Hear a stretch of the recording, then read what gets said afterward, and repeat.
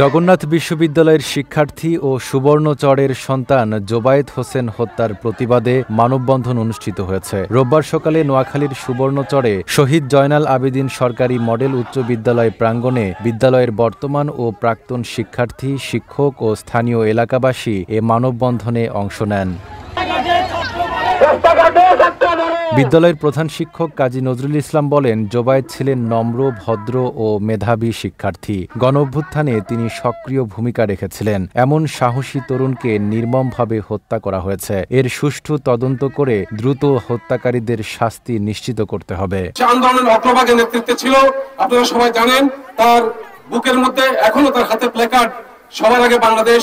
সে যে একজন ত্যাগী ছাত্রনেতা এবং তার যে প্রোফাইল পেজ সেখানে আপনারা লক্ষ্য করে দেখবেন, অর্থাৎ এই দুনিয়াতে আমি কিন্তু ভোগের জন্য আসি নাই। তার যে মানসিকতা, এতে আমরা তার থেকে শিক্ষণীয়। তাকে যে পরিকল্পিতভাবে ষড়যন্ত্রমূলকভাবে হত্যা করা হয়েছে, বাসা থেকে ডেকে এনে, তার ছাত্রীকে দিয়ে তাকে বাসা থেকে ডেকে এনে অত্যন্ত নির্মমভাবে হত্যা করা হয়েছে।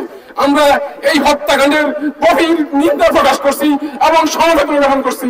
আমরা আশা করি অচিরেই এই হত্যাকারীদের দৃষ্টান্তমূলক শাস্তি ব্যবস্থা গ্রহণ করা হবে। শিয়া বাটার ও ভিটামিন সমৃদ্ধ লিলি বিউটি সোপ, তারুণ্যময় উজ্জ্বল ত্বকের জন্য।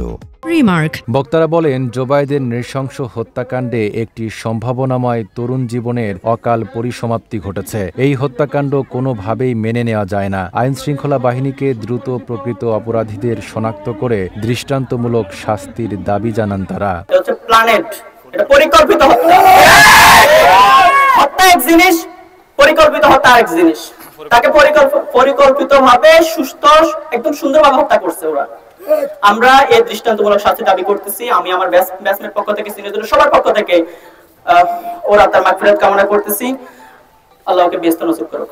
আমরা চাই জোবায়েদ আমাদের জগন্নাথ বিশ্ববিদ্যালয়ের ছাত্র দলের সদস্য। আমরা চাই এই জোবায়েদের হত্যাকারীদের অতি দ্রুত আইনের আওতায় আনে দৃষ্টান্তমূলক শাস্তি দাবি করছে। মানববন্ধনে সভাপতিত্ব করেন বিদ্যালয়ের সাবেক সহকারী প্রধান শিক্ষক শিমুল চন্দ্র দাস। এতে বিদ্যালয়ের শিক্ষক, শিক্ষার্থী, স্থানীয় ব্যবসায়ী সহ বিভিন্ন শ্রেণী পেশার মানুষ অংশ নেন। Desk report, Dhaka post.